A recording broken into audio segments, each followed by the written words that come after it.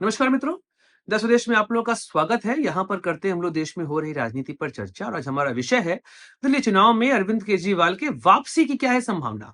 दोस्तों, इस बार का चुनाव दिल्ली का काफी इंटरेस्टिंग है क्योंकि आम आदमी पार्टी, भाजपा, कांग्रेस तीनों ने प्रयास किया है कि वह सत्ता यहाँ पर स्थापित करें। जहां पर आम आदमी पार्टी कोशिश कर रही है कि वह 15 और 20 के जैसे यहाँ पर फिर से सत्ता पर आ जाए, वहीं पर भाजपा और कांग्रेस अपनी खोई जमीन प्राप्त करने का प्रयास कर रहे हैं। ऐसे में आज के वीडियो में चर्चा करेंगे इसी मुद्दे पर। जानेंगे कि आखिर वोटर्स का झुकाव किधर है, एमसीडी का झुकाव जो मेन है वह किधर है।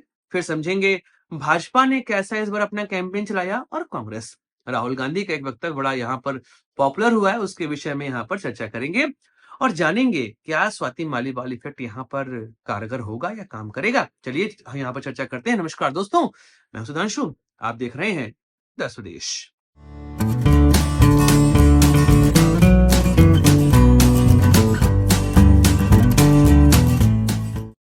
दिल्ली के चुनाव में पहले बात करते हैं वोटर्स की, क्योंकि वोटर्स ही डिसाइड करते हैं राजनेताओं का भविष्य।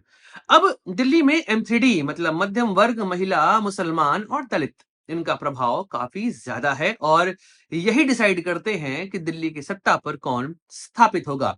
पहले बात करते हैं मध्यम वर्ग की, क्योंकि मध्यम वर्ग इस समय पूरे देश में चुनावी चर्चा का केंद्र बना हुआ है, खासकर बजट के बाद। तो ऐसे में बात करते हैं पहले मध्यम वर्ग की कि आखिर मध्यम वर्ग इस समय किसकी तरफ जाता हमको दिखाई दे रहा है।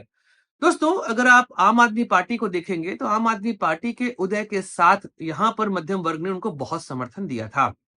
खासकर हम दिल्ली विधानसभा की बात करें तो यहाँ पर जो मिडिल क्लास है वह अरविंद केजरीवाल को एक मसीहा के तौर पर देख रहा था, क्योंकि जिस राजनीति का वादा करके अरविंद केजरीवाल आए थे उस राजनीति में मध्यम वर्ग को बहुत फायदा होना था। लेकिन कहीं न कहीं 2025 आते-आते मध्यम वर्ग का वह मोह भंग हमको होते यहाँ दिखाई दिया है। अगर 2015 और 20 के विधानसभा चुनाव की बात करें तो मध्यम वर्ग ने लगभग 52 से 55% समर्थन दिया था आम आदमी पार्टी को। ये वही मध्यम वर्ग है जो लोकसभा चुनाव में भाजपा के साथ जाता है, लेकिन जब बात आती है विधानसभा की तो अरविंद केजरीवाल को वह अपना एकमुश्त समर्थन देते हैं। लेकिन 2025 में मध्यम वर्ग आम आदमी पार्टी से कहीं न कहीं खफा हमको दिखाई दे रहा है और लगभग 10% का लूज यहाँ पर आम आदमी पार्टी हमको यहाँ पर करते दिखाई दे रही है। कारण यह है कि जो अल्टरनेट राजनीति मध्यम वर्ग की थी 2011 याद करिए, Arvind Kejriwal India against corruption, इसको मध्यम वर्ग ने काफी समर्थन दिया। कई लोगों ने डोनेशन दिए, नौकरियां छोड़ी, इनके लिए काम किया और इन्होंने कहा था कि हम एक अल्टरनेट राजनीति, जो जनता की राजनीति होगी, हम उसका काम करेंगे। इन्होंने कहा कि अगर महंगी गाड़ियों से चलने का यहाँ पर किसी को अधिकार है तो वह मध्यम वर्ग है, वह जनता है। लेकिन अंत में वह इस मुद्दे पर खुद घिरते दिखाई दिए, क्योंकि अरविंद केजरीवाल के ऊपर करप्शन के भी आरोप लग चुके हैं।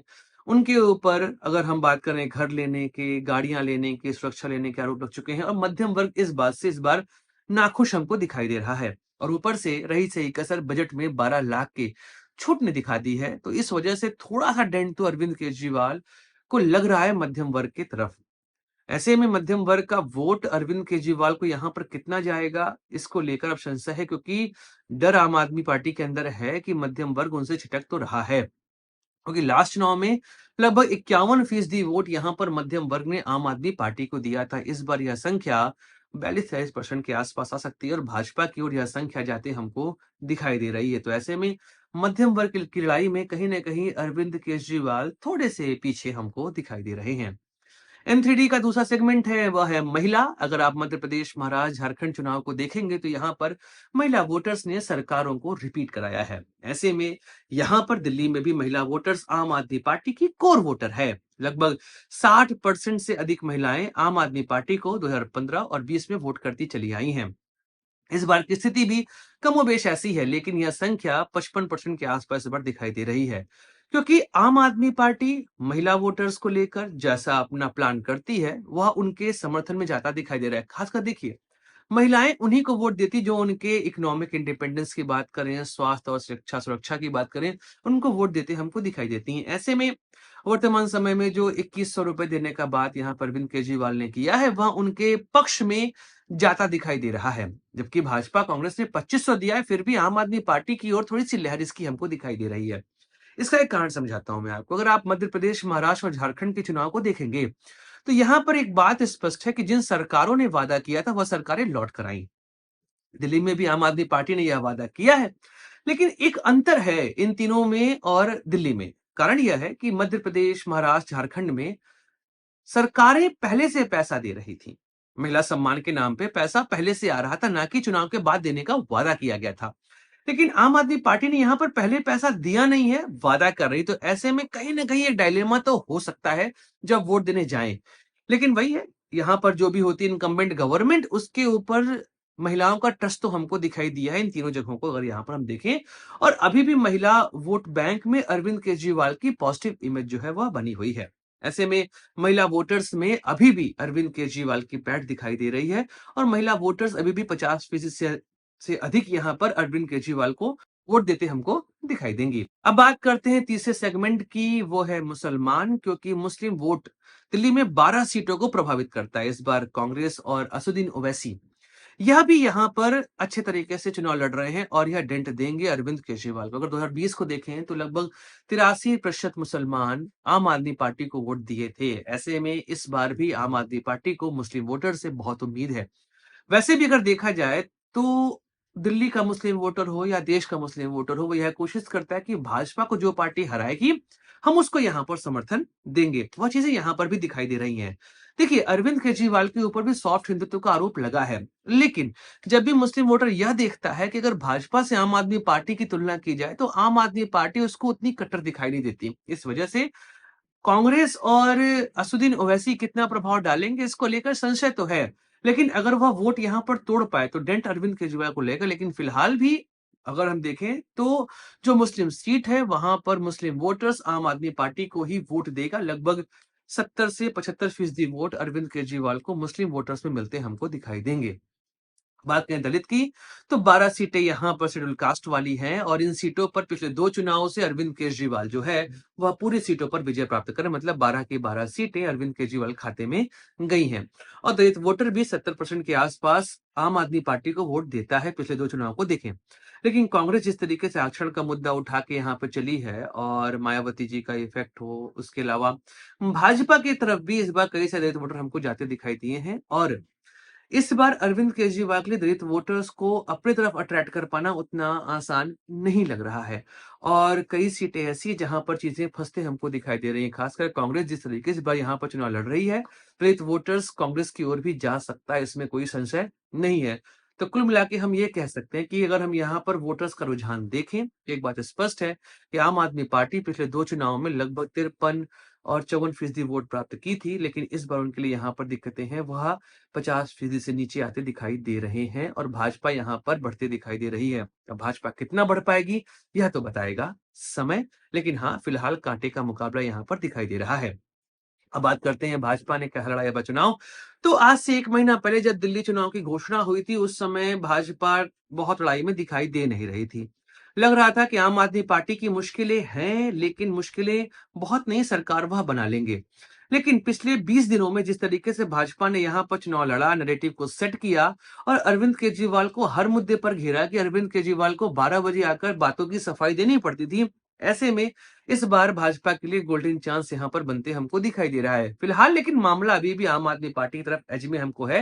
लेकिन फिलहाल कई लोग ऐसा बोल रहे हैं कि भाजपा इस बार सरकार बनाने की स्थिति में है। कई अगर हम लोग बात करें आंतरिक सोर्सेस की, तो वह कह रहे हैं कि इस बार 40 के आसपास सीटें भाजपा यहाँ पर निकाल सकती है। और भाजपा का कैंपेन अरविंद केजरीवाल पर अटैक करने का रहा है। इस बार भाजपा ने यहाँ पर ध्रुवीकरण की राजनीति नहीं खेली है, आपको साफ दिखा है। 2020 का चुनाव आप याद करें तो भाजपा ने कंप्लीटली ध्रुवीकरण पे उस चुनाव को खेला था, लेकिन इस बार भाजपा ने ध्रुवीकरण का मुद्दा यहाँ पर उठाया ही नहीं। योगी आदित्यनाथ की रैली में भी भाषा वैसी नहीं थी जैसी भाषा के लिए वह जाने जाते हैं। तो भाजपा ने इस बार ध्रुवीकरण का मुद्दा यहाँ पर बिल्कुल भी नहीं उठाया। हर बात वह यमुना, सड़क, सफाई इन्हीं पर केंद्रित रखे हैं।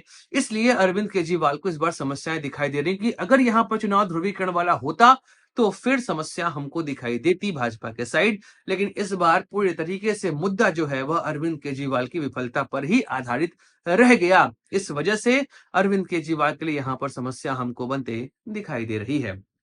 कांग्रेस की बात करें तो कांग्रेस शुरुआत में लगा लड़ेगी, फिर लगा नहीं लड़ेगी, फिर लगा लड़ेगी, लेकिन पिछले 1 हफ्ते में कांग्रेस ने यहाँ पर अपने आप को झोंका है। खासकर एक जो स्टेटमेंट राहुल गांधी का बड़ा फेमस हुआ, उसमें उन्होंने कहा कि विचारधारा की लड़ाई लड़ रही थी भाजपा और कांग्रेस, बीच में केजरीवाल खंबे पे चढ़ गए और यहाँ पर बिजलियां काटने लगे, वैगनआर से चलते थे और आज बड़े से शीश महल में पहुंच के दरवाजा बंद कर लिए। तो यह स्टेटमेंट बहुत इस समय फैला हुआ है दिल्ली में और खासकर देखिए हुआ ये कि आम आदमी पार्टी, कांग्रेस चूंकि इंडिया गठबंधन के ही भाग है, ऐसे में गठबंधन की कवायद हुई पर अरविंद केजरीवाल ने गठबंधन यहाँ पर नहीं किया।